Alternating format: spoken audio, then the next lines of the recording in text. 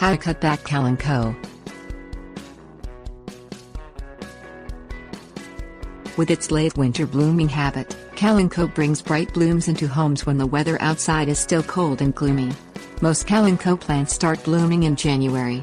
To do this, however, they must set buds in the fall, making the timing of pruning or trimming critical if the plant is expected to bloom the next year.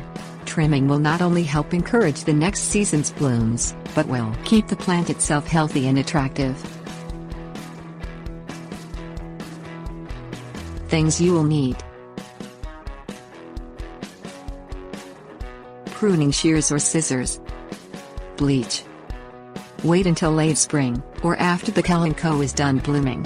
When the blooms are wilted or have all fallen off, the Kalanchoe is ready to be cut back or pruned. Mix together 1 tablespoon bleach and 2 cups of water. Dip the pruning shears into the bleach mixture.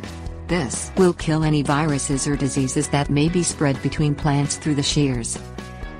Cut off the empty or wilted flower stems as close to the base of the plant as possible. Make straight, sharp cuts. Ragged cuts invite disease. Cut back any leggy or undesirable growth. A Kalanchoe plant should be rounded and compact. Any especially long or tall stems should be removed. As with the flower stems, cut as close to the base of the plant as possible and make a straight, clean cut.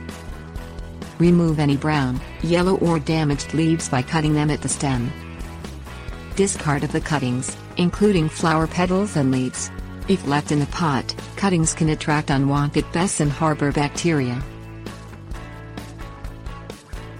Tips: warnings. Dip the pruning shears or scissors in bleach between each plant if cutting back more than 1 Kalanchoe. Don't trim away all the leaves or shear the plant. It needs the leaves to continue growing and produce flower buds for the next blooming season.